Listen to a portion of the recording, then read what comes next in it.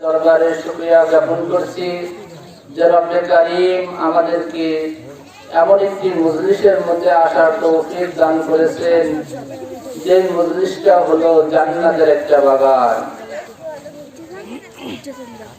আল্লাহ পাক রব্বুল আলামিন তার ফেরেশতারা যদি দুনিয়ার মধ্যে কখনো কোথাও কোনো দিনের মাহফিল হয়, আল্লাহ পাক রব্বুল আলামিনের পক্ষ থেকে ফেরেশতারা এসে ওই মাহফিল, ওই দোয়ার জায়গাটা ফেরেশতারা পরিবেষ্টন করে রাখে, ঘিরে রাখে, এবং সেই জায়গাটা হয়ে যায় একটা জান্নাতের বাগান। আমার সামনে পর্দার ভিতরে আমার মা ও বোনেরা আছে, মাদ্রাসার ছাত্রীরা আছে। আমরা কথা না বলি, আমি ওয়াজ করতে অভ্যস্ত না, কথা বেশি বলতেও পারি না, ভাঙ্গা ভাঙ্গা কয়েকটা কথা বলবো। আমরা সকলে কথাবার্তা না বলে কথা কয়েকটি শোনার জন্য আমরা সকলে চেষ্টা করব।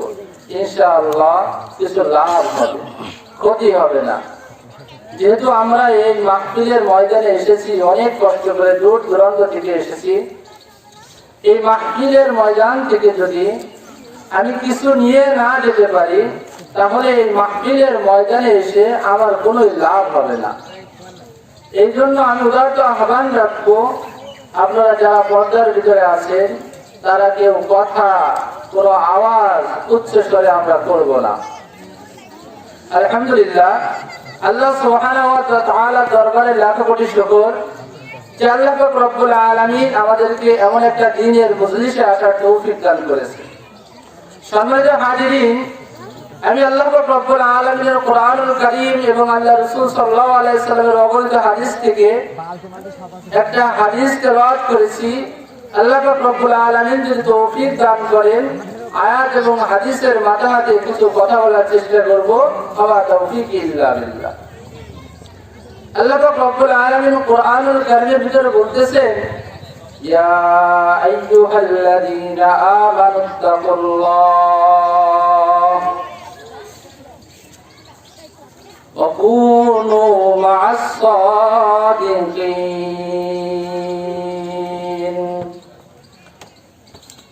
ইয়া আইয়ুহাল্লাযীনা আমানুত্তাকুল্লাহ ওয়া কুনু মা'আস সাদিকিন। আল্লাহ পাক রব্বুল আলামিন কোরআনুল কারীমের আয়াতের মধ্যে বলতেছেন, ইয়া আইয়ুহাল্লাযীনা আমানুত্তাকুল্লাহ, হে দুনিয়ার ঈমানদারগণ, ইত্তাকুল্লাহ, তোমরা আল্লাহকে ভয় করো, ওয়া কুনু মা'আস সাদিকিন, এবং নেককার পরেশগার যারা তাদের সাথে তোমরা চলাফেরা করো, ওঠা বসা করো। আল্লাহ পাক রব্বুল আলামিন কোরআনুল কারীমের ভিতর বলেন, ইয়া আইয়ুহাল্লাযীনা আমানুত্তাকুল্লাহ, হে ঈমানদারগণরা, তোমরা আল্লাহকে ভয় করো। এমন ভাবে ভয় করতে হবে, দুনিয়ার কোনো মাখলুককে ভয় করা যাবে না, দুনিয়ার কোনো মানুষকে ভয় করা যাবে না।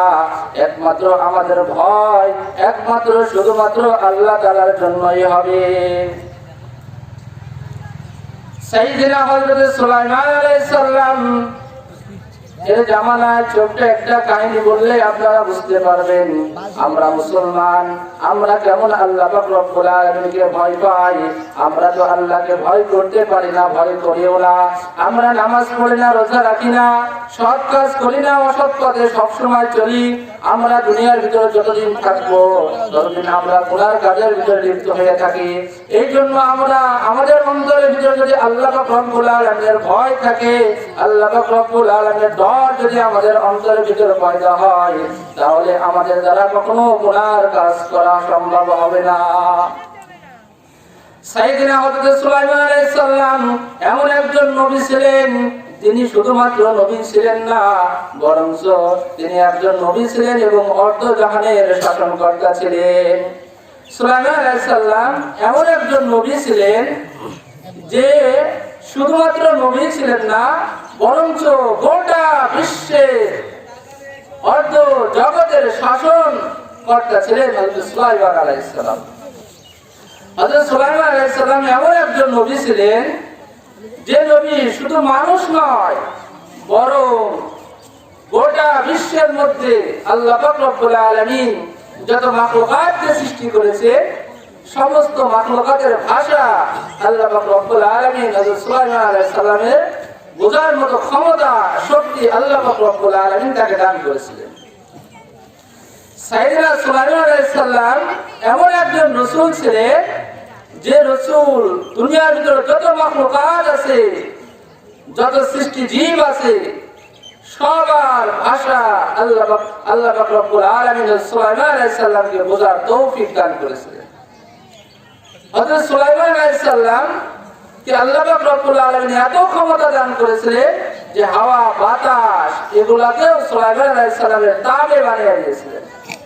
অর্থাৎ সুলাইমান আলাইহিস সালাম যদি বাতাসকে আদেশ করতেন, এই বাতাস তুমি আমাকে এখন এখান থেকে অমুক জায়গায় নিয়ে যাও, সুলাইমান আলাইহিস সালাম বলেছেন, সুলাইমান আলাইহিস সালাম বলেছেন, বলার সঙ্গে সঙ্গে বাতাস সুলাইমান আলাইহিস সালামের হুকুম মেনে নিয়েছে, সেই জায়গায় নিয়ে চলে গিয়েছে। যাই হোক, আমি আপনাদের সম্মুখে আয়াত তেলাওয়াত করেছিলাম, আল্লাহ তাআলার ভয় আমাদের অন্তরের ভিতর কেমন থাকতে হবে। সাইয়েদনা হযরত সুলাইমান আলাইহিস সালাম একবার কোথাও সফর করে যাচ্ছে, মরুভূমির অঞ্চল দিয়ে হযরত সুলাইমান আলাইহিস সালাম তার সৈন্যবাহিনী নিয়ে যাচ্ছেন। হঠাৎ কোথা থেকে যেন কোনো একটা আওয়াজ ভেসে আসলো, হে আমার উম্মতেরা, হে আমার দল, হে আমার জাতি, তোমরা তোমাদের নিজ নিজ গুহার মধ্যে অবস্থান করো। এমন একটি শব্দ যখন হযরত সুলাইমান আলাইহিস সালামের কান দিয়ে ভেসে আসলো, কানে শুনতে পেলেন, কানে শুনতে পাওয়ার সঙ্গে সঙ্গে হযরত সুলাইমান আলাইহিস সালাম তার যে সৈন্য বহর ছিল, যে সৈন্য দল ছিল, তাদেরকে বলল, এই তোমরা এখানে দাঁড়ায় যাও, এখানে তো কোনো মানুষ নাই, কোনো প্রাণী নাই, কার আওয়াজ ভেসে আসছে? সে বলতেছে, তোমরা তোমাদের ঘরের ভিতরে প্রবেশ করো, তোমরা আর বাইরে থেকো না, তোমরা সকলে নিজ নিজ ঘরের ভিতরে প্রবেশ করো।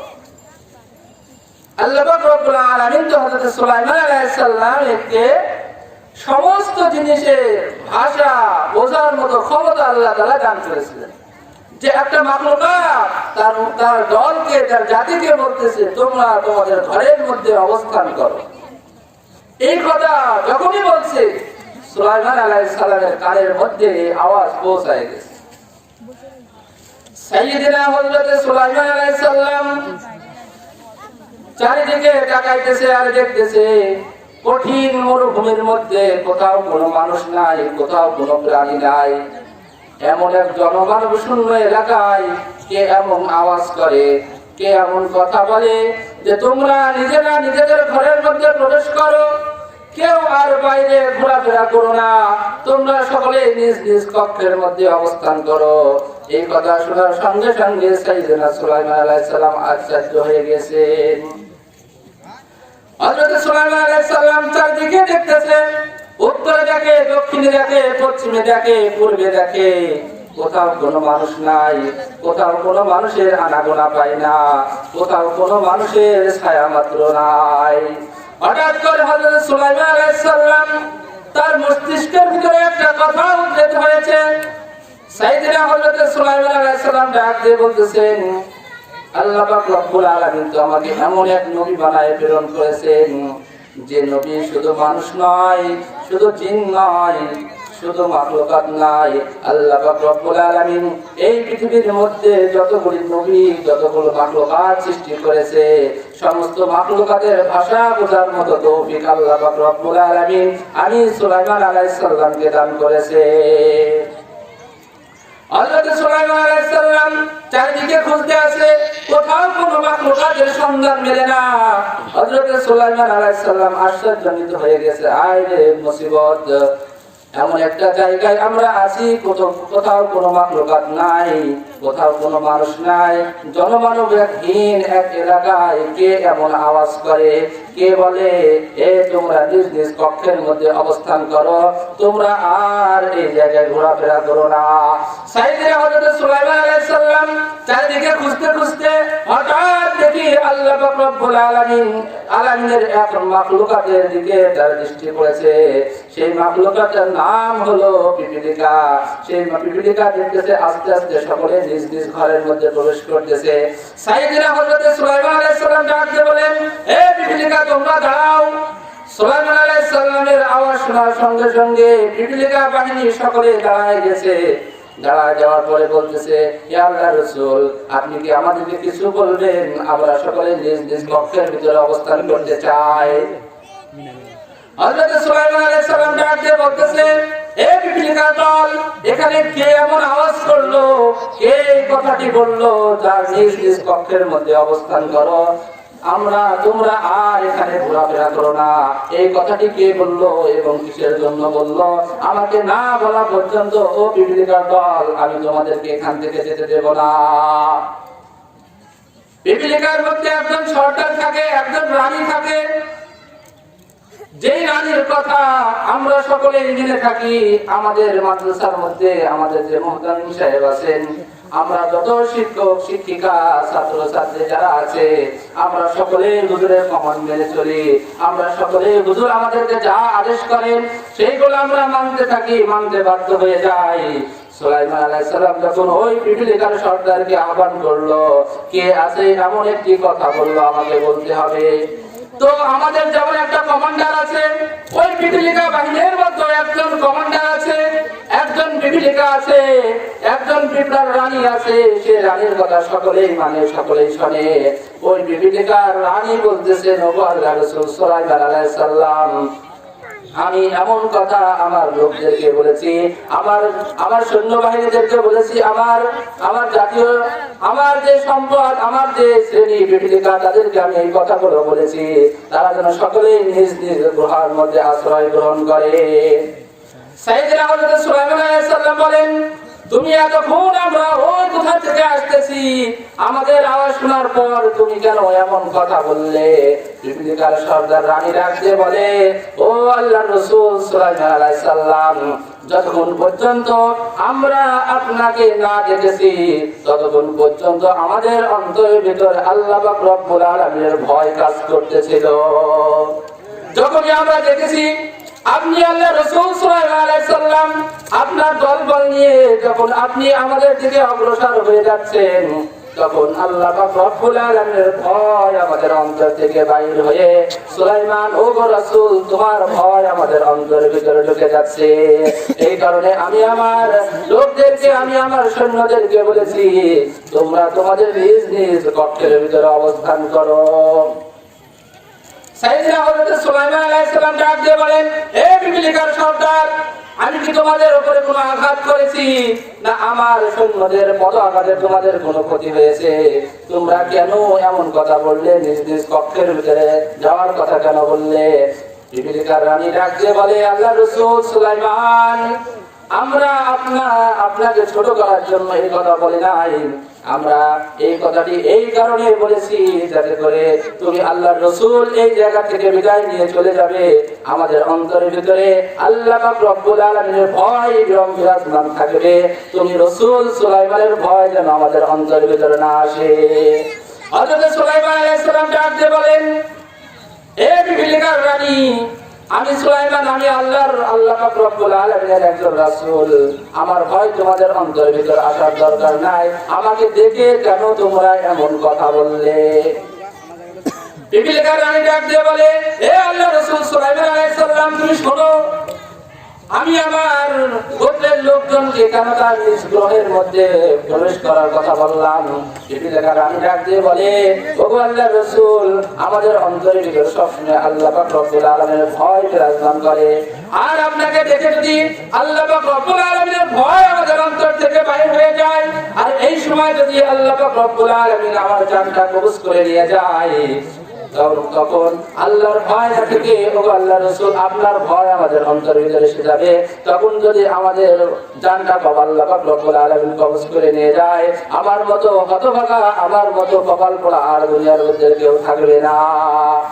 এই কারণে বিবিলিকা রানী সুলাইমান আলাইহিস সালামকে ডাক দিয়ে বলে, এই কারণে আমি আমার দলবল, আমি আমার সৈন্যদেরকে বলেছি, তোমাদের ভিতরে আল্লাহ পাক রব্বুল আলামিনের ভয় নিয়ে তোমরা থাকো, নবীর কোনো ভয় তোমাদের অন্তরের ভিতরে প্রবেশ করায় না।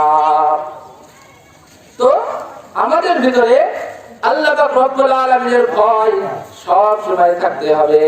আমাদের ভিতরে যদি আল্লাহ পাক রব্বুল আলামিনের ভয় না থাকে, আমরা কিন্তু পরিপূর্ণ ঈমানদার হইতে পারবো না। আমি আপনাদের সম্মুখে কোরআনুল কারীম থেকে একখানা আয়াত তেলাওয়াত করেছিলাম। এই আয়াতের ভিতর আল্লাহ পাক রব্বুল আলামিন বলতেছেন, ইয়া আইয়ুহাল্লাযীনা আমানুত্তাকুল্লাহ, ইয়া আইয়ুহাল্লাযীনা আমানুত্তাকুল্লাহ, ঈমানদার গোনেরা তোমরা আল্লাহ পাক রব্বুল আলামিনকে ভয় করো। যদি আল্লাহ পাক রব্বুল আলামিনকে ভয় না করো, আল্লাহর ভয় নিয়ে যদি দুনিয়া থেকে না যাইতে পারো, কাল কিয়ামতের ময়দানে, কঠিন মুসিবতের ময়দানে আমাকে আপনাকে আল্লাহ পাক রব্বুল আলামিনের সামনে কঠিন মুসিবতের ভিতরে দাঁড় করানো হবে। এই জন্য দুনিয়ার ভিতরে যতদিন থাকবো ততদিন আল্লাহ পাক রব্বুল আলামিনের ভয় আমাদের সকলের অন্তরের ভিতরে নিতে হবে। যদি আল্লাহ পাক রব্বুল আলামিনের ভয় নিয়ে আমরা এই দুনিয়া থেকে বিদায় নিতে পারি, কালকে আমাদের ময়দান হবে আমাদের জন্য কঠিন একটা সুসংবাদের দিন। কালকে আমাদের ময়দানে আল্লাহর ভয় নিয়ে দুনিয়া থেকে যেতে পারি, কালকে আমাদের ময়দানে আমাদের জন্য নাজাতের ওসিলা হবে। আর দুনিয়ার ভিতরে থাকা অবস্থায় যদি নিজের খেয়াল খুশি অনুযায়ী নিজের জীবনকে পরিচালনা করি, গুনার কাজ বেশি বেশি করি, খারাপ কাজ বেশি বেশি করি, নেক আমল যদি না করি, কালকে আমাদের ময়দানে, মুসিবতের ময়দানে আমার আপনার সাহায্যকারী বলে আর কেউ থাকবে না। আমি কোরআনুল কারীমের আয়াতের শেষ অংশে বলেছি, তোমরা সত্যবাদীদের সঙ্গে থাকো। ও দুনিয়ার মুসলমান, আমরা আল্লাহ তাআলার ভয় অন্তরের ভিতর রাখবো। রাখার সঙ্গে সঙ্গে যদি আমাদের অন্তরের ভিতরে আল্লাহ পাক রব্বুল আলামিনের ভয় থাকার পরে যে নেককার দিনদার পরিষ্কার মানুষের সঙ্গে আমরা চলাফেরা করতে পারি, কালকে আমাদের ময়দানটা হবে আমাদের জন্য খুশির একটা জায়গা। আল্লাহর হাবিব সাল্লাল্লাহু আলাইহি সাল্লাম বলেন, দুনিয়ার মধ্যে মানুষ যদি নিজের খেয়াল খুশি অনুযায়ী চলা থেকে বিরত থেকে আল্লাহ এবং আল্লাহ রাসূলের তরিকা অনুযায়ী চলতে পারে, কালকে আমাদের ময়দানে তার জন্ম হবে নাজাতের ওসিলা হয়ে যাবে। আর যদি দুনিয়ার ভিতরে থাকা অবস্থায় নিজের খেয়াল খুশি অনুযায়ী চলে, কালকে আমাদের ময়দানে আল্লাহ রাসূল, যে রাসূল আমাদের নবী, আমাদের রাসূল, সে রাসূলের শাফাত আমরা পাইব না। এই জন্য আল্লাহ পাক রব্বুল আলামিনের ভয় আমাদের সকলের অন্তরের ভিতর আনতে হবে এবং নেককার দিনদার পরিষ্কারদের সঙ্গে থাকতে হবে। মুসলমান, দুনিয়া তো অল্প দিনে, এই দুনিয়ায় আমরা চিরদিন থাকতে আসিনি, কেউ চিরদিন এই দুনিয়ার ভিতরে থাকতেও পারবো না। একদিন আমরা সকলে এই দুনিয়া থেকে চলে যাব। আমি ভাবি, একদিন আমি ছোট্ট ছিলাম, আস্তে আস্তে আমি বড় হয়েছি, একদিন আস্তে আস্তে আমি এই দুনিয়া থেকে চলে যাব। এই দুনিয়া ছেড়ে আমাকে যেতেই হবে। যতই বাহাদুরি, যতই গর্ব, অহংকার, ফখর আমি করি না কেন, এই দুনিয়ার ভিতরে কিন্তু আমি চিরদিন থাকতে পারবো না। থাকতে আসি নাই, থাকতে চাইলেও, চেষ্টা করলেও আমাকে আপনাকে এই দুনিয়ার ভিতরে রাখতে পারবে না।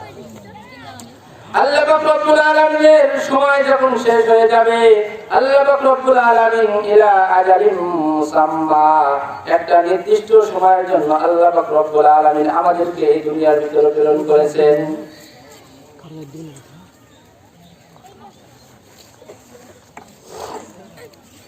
আল্লাহ পাক রব্বুল আলামিন এই দুনিয়ার ভিতরে আমাদেরকে সৃষ্টি করেছেন। এই দুনিয়া থেকে একদিন আমাদের সকলকে চলে যেতে হবে। যতই চেষ্টা করি, যতই গর্ব করি, যতই অহংকার করি, আমরা কিন্তু দুনিয়ার এই জীবনে কেউ কোনোদিন থাকতে পারবো না। ও মুসলমান, আমরা একটু আমাদের জীবনের দিকে তাকায় দেখি।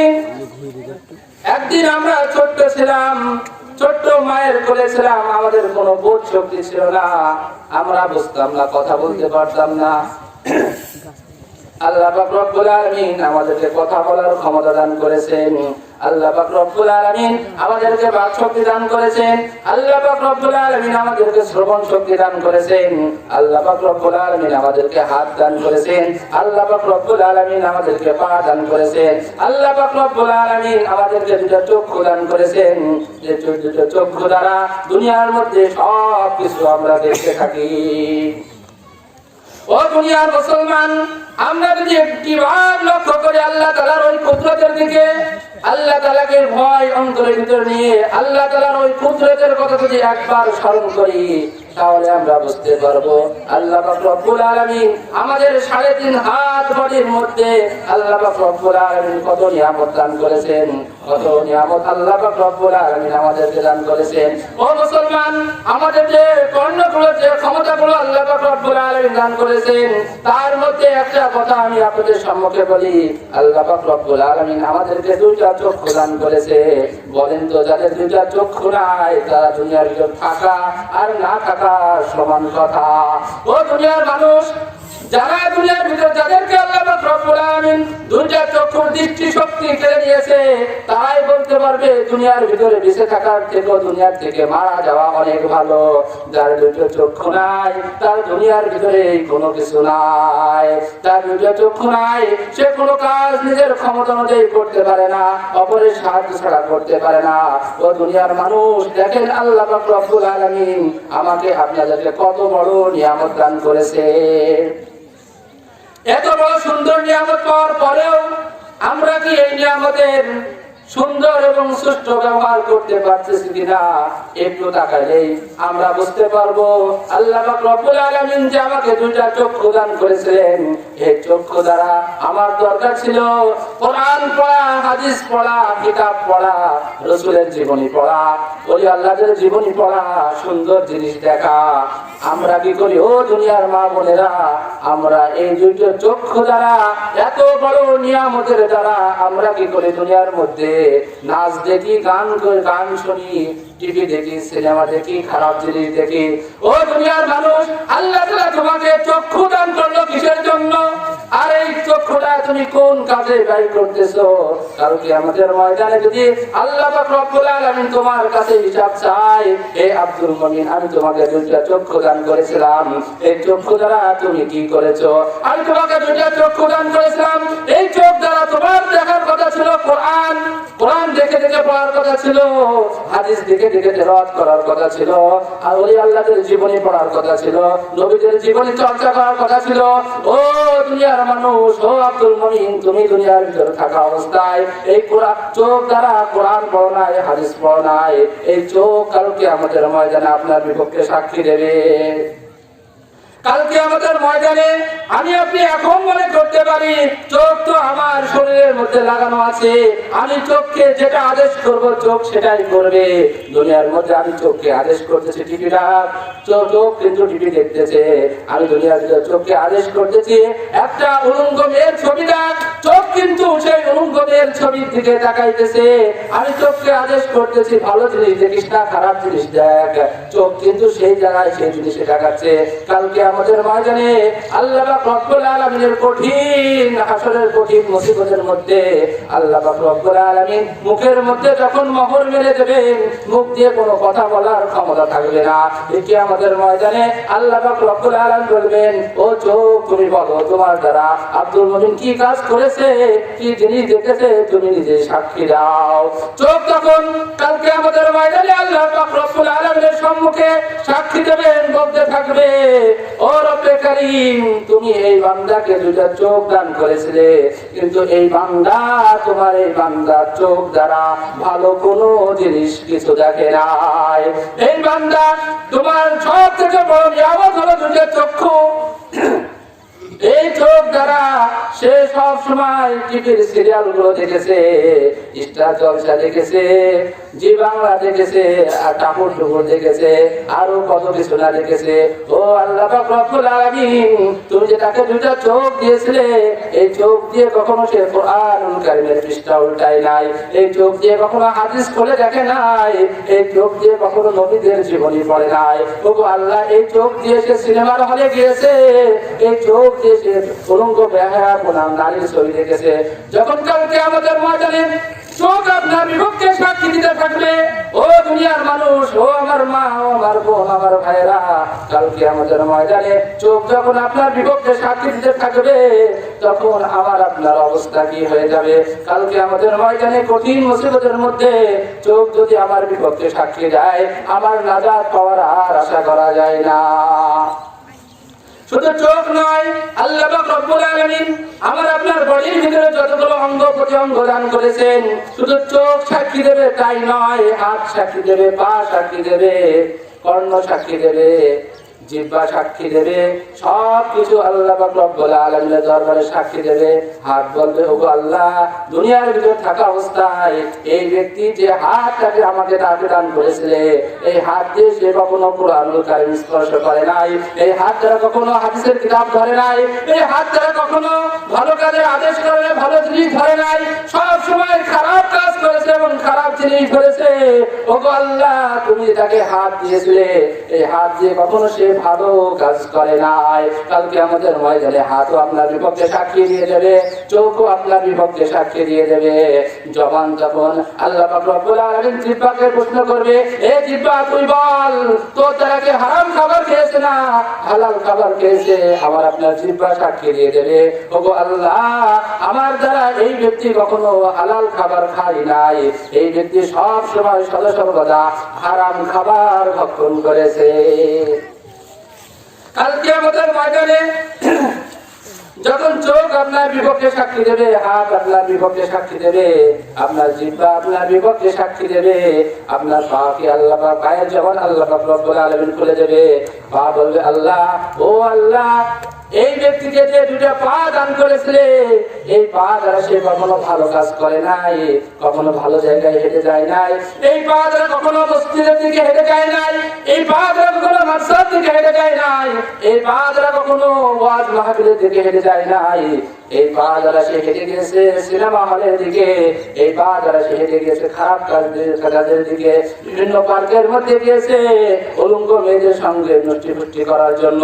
ও দুনিয়ার মুসলমান, কিয়ামতের ময়দানে আপনার প্রত্যেকটা অঙ্গ প্রত্যঙ্গ আপনার বিপক্ষে যখন সাক্ষী দেবে, যখন আল্লাহ পাক রব্বুল আলামিনের দাঁড়িপাল্লা কায়েম হয়ে যাবে, যখন হিসাব নিকাশ শুরু হয়ে যাবে, যখন আপনার প্রতিটা অঙ্গ প্রত্যঙ্গ আপনার বিপক্ষে সাক্ষী দিয়ে দিল, তখন আমার আপনার নাজাতের আর আশা করা যায় না। কালকে আমাদের ময়দানে আমার সব থেকে আপন যে অঙ্গ প্রত্যঙ্গ গুলো, যেগুলোকে আমি প্রতিনিয়ত সুন্দরভাবে পরিচর্যা করতেছি, ময়লা হলে সেগুলা পরিষ্কার করতেছি, সুন্দর করে মেরামত করতেছি, কালকে আমাদের ময়দানে নাজাতের আর আশা করা যায় না। কালকে আমাদের ময়দানে যখন আমাদের হিসাব নিকাশ হয়ে যাবে, আল্লাহ পাক রব্বুল আলামিন যখন আমাদের জন্য জান্নাত এবং জাহান্নামের ফয়সালা করে ফেলবে, যারা জান্নাতে যাবে তারা হাসতে হাসতে জান্নাত পার হয়ে যাবে, ফুলসিরাতের বা ব্রিজ পার হয়ে তারা জান্নাতের মধ্যে আনন্দের সাথে থাকতে চাইবে। জান্নাত এমন একটা জায়গা, ও দুনিয়ার মুসলমান, দুনিয়ার ভিতরে যে সমস্ত খারাপ কাজগুলো তোমরা করো, এই সমস্ত খারাপ কাজ থেকে যদি বেঁচে থাকতে পারো, কালকে আমাদের ময়দানে তোমাদেরকে নাজাত দেবে। জাহান্নাম এমন একটা জায়গা, যদি আমার আপনার জন্য জাহান্নাম ফয়সালা হয়ে যায়, যদি আমার আপনার জন্য জান্নাত না হয়, আমার আপনার গদির পাল্লা যদি ভারী হয়ে যায়, আমি আপনি যদি জাহান্নামের মধ্যে চলে যাই, আল্লাহর হাবিব সাল্লাল্লাহু আলাইহি সাল্লাম হাদিসের মধ্যে ইরশাদ করেন, যারা জাহান্নামী হবে তাদের গলার মধ্যে লোহার বেড়ি পরানো হবে, হাতের মধ্যে বেড়ি পরানো হবে, পায়ের মধ্যে বেড়ি পরানো হবে, গরম লোহা দাউ দাউ করে আগুন জ্বলতে থাকবে। এমন লোহা যখন আপনার গলার মধ্যে, আপনার হাতের মধ্যে, আপনার পায়ের মধ্যে পরানো হবে, পরায় যখন টানতে টানতে যখন নিয়ে যাওয়া হবে, আমি আপনি হাউ হাউ করে চিল্লাইতে থাকবো, এই চিল্লায়ে তখন আর কোনো কাজ হবে না। আমাকে আপনাকে টানতে টানতে জাহান্নামের অতল গভীরের মধ্যে নিক্ষেপ করে দেওয়া হবে। ও দুনিয়ার মানুষ, যখন আমি আপনি জাহান্নামের অতল গভীরের মধ্যে নিক্ষেপ হয়ে যাব, যখন আমাকে আপনাকে জাহান্নামের মধ্যে নিক্ষেপ করে দেওয়া হবে, চারিদিক থেকে যখন জাহান্নামের বিভিন্ন শাস্তি যখন আমাকে আপনাকে পরিবেষ্টন করে ধরে রাখবে, তখন আমার আপনার অবস্থা কি হবে? এই জন্য বলি, ও দুনিয়ার মানুষ, দুনিয়ার মধ্যে যতদিন আসো, যতদিন থাকবা, আল্লাহ তাআলার ভয় যদি অন্তরের ভিতর রেখে দুনিয়া থেকে যেতে পারো, জাহান্নামের ওই কঠিন মুসিবতের ময়দানে, ওই জাহান্নামের আগুনের মধ্যে আমাকে আপনাকে পাওয়া লাগবে না। যারা জাহান্নামের মধ্যে যাদেরকে নিক্ষেপ করে দেওয়া হবে, তারা চিল্লাইতে থাকবে, তাদের হাত কামড়াতে থাকবে, তাদের পূর্ণ শরীর আগুনে পুড়ে ছারখার হয়ে যাবে, আবার পুড়ে শেষ হয়ে যাবে, আবার ভালো হবে, আবার পুড়ে শেষ হয়ে যাবে, আবার ভালো হবে। এমনই ভাবে জাহান্নামীদেরকে যখন জাহান্নামের শাস্তি দেওয়া হবে, তখন তারা বলবে, ও আল্লাহ, আবার আমাকে দুনিয়ার ভিতরে প্রেরণ করা হোক। দুনিয়ার ভিতর যদি আমি আবার যাইতে পারি, দুনিয়ার ভিতর যদি আমাকে আবার পাঠানো হয়, দুনিয়ার ভিতরে আমি, ও আল্লাহ, দুনিয়ার ভিতর আর কখনো গুনার কাজ করব না, দুনিয়ার ভিতরে যে কখনো খারাপ কাজের ভিতরে লিপ্ত হব না, কখনো গুনার কাজ করব না, সদা সর্বদাই তোমার ভয় আবার আমাদের অন্তরের মধ্যে থাকবে, সদা সর্বদাই তোমার রাসূলের তরিকা অনুযায়ী আমি চলবো। ও আল্লাহ, এই জাহান্নামের কঠিন আযাব থেকে আবার আপনি আমাদেরকে মুক্তি দিয়ে ওই দুনিয়ার ভিতর আমাদেরকে পাঠায়া দেন। আল্লাহ পাক রব্বুল আলামিন ডাকতে বলবে, এ কাফের দলেরা, দুনিয়ার ভিতর আমি রব্বুল আলামিন তোমাদেরকে অনেক সুযোগ দান করেছিলাম, অনেক কিছু বলেছিলাম, জানি একাই নিয়ে আশা করুন বালক বালিকা মাদ্রাসার ছাত্র ছাত্রী, শিক্ষক শিক্ষিকা তোমাদের কাছে বলেছে, দুনিয়ার খারাপ কাজ ছেড়ে দাও, গুনার কাজ ছেড়ে দাও, ভালো কাজ করো, নেক আমল করো, ভালো কাজ করলে, নেক আমল করলে দুনিয়ার ভিতরে তোমরা যদিও কষ্টের মধ্যে থাকবা, কাল কিয়ামতের ময়দানে আল্লাহ পাক রব্বুল আলামিন তোমাদের জন্য নাজাতের ওসিলা করে দেবে। এই জন্য দুনিয়ার ক্ষণস্থায়ী জিন্দেগি, ও দুনিয়ার মুসলমান, ও আমার দিন দরদি ভাই বোনেরা, দুনিয়ার ভিতরে যতদিন থাকবো, দুনিয়াটা আমার কাছে অনেক কষ্টের মনে হবে, কিন্তু এই কষ্টটাকে যে কষ্ট না মনে করে যদি দুনিয়ার ভিতরে আমি চলতে পারি, দুনিয়ার কষ্টটা কষ্ট না মনে করে দুনিয়ার ভিতরে চলতে পারে, কাল কিয়ামতের ময়দানে আল্লাহ পাক রব্বুল আলামিন এমন এক জান্নাতের সুসংবাদ আমাদেরকে দান করেছে, যে জান্নাতের মধ্যে মানুষ ঢুকবে আর ওই জান্নাত থেকে আর কখনো বাইরে হবে না। যে জান্নাতের মধ্যে আছে নাজ নিয়ামতের ভরপুর, ফলে ফুলে ভরপুর, এত সুন্দর একটা জান্নাত আল্লাহ পাক রব্বুল আলামিন আমাদের সকলকে দান করে দেবে। দুনিয়ার মধ্যে যদি আল্লাহ পাক রব্বুল আলামিনের ভয়, আল্লাহ রাসূলের সুন্নাত অনুযায়ী যদি দুনিয়ার জীবন যাপন করতে পারি, নিজের খেয়াল খুশি অনুযায়ী ছেড়ে দিয়ে যদি নিজের জীবন যাপন করতে পারি, ও দুনিয়ার মানুষ, কাল কিয়ামতের ময়দানে কঠিন মুসিবতের মধ্যে আমাকে আপনাকে জাহান্নামের ওই কঠিন আযাবের মধ্যে আর নিক্ষেপ করা হবে না। যদি আমি দুনিয়ার ভিতরে আল্লাহ পাক রব্বুল আলামিনকে সন্তুষ্ট করতে পারি, তাহলে কাল কিয়ামতের ময়দানে আল্লাহ পাক রব্বুল আলামিন আমাদেরকে এমন একটা জান্নাত দান করবে। ও দুনিয়ার মানুষ, আমরা কি জান্নাতে যেতে চাই না? এমন একটা জান্নাত আল্লাহ পাক রব্বুল আলামিনকে দান করবে, যে জান্নাতের মধ্যে শুধু শান্তি আর শান্তি, সুখ আর সুখ, শান্তি এবং সুখ ছাড়া যে জান্নাতের মধ্যে আর কোনো কিছু নাই। আল্লাহ পাক রব্বুল আলামিন আমাদের সকলকে দুনিয়ার সমস্ত কাজ থেকে ফারেক করে, গুনাহ থেকে ফারেক করে, আল্লাহ পাক রব্বুল আলামিনের ভয় অন্তরের ভিতরে নিয়ে আমরা সকলের জন্য যে দুনিয়ার ভিতরে জীবন যাপন করতে পারি, এবং আল্লাহ পাক রব্বুল আলামিন আমাদের সকলকে যেন জান্নাতের কঠিন ওই সুখ আমাদের সকলকে আল্লাহ পাক রব্বুল আলামিন দান করবেন। সকলে বলি আমিন। আলহামদুলিল্লাহ।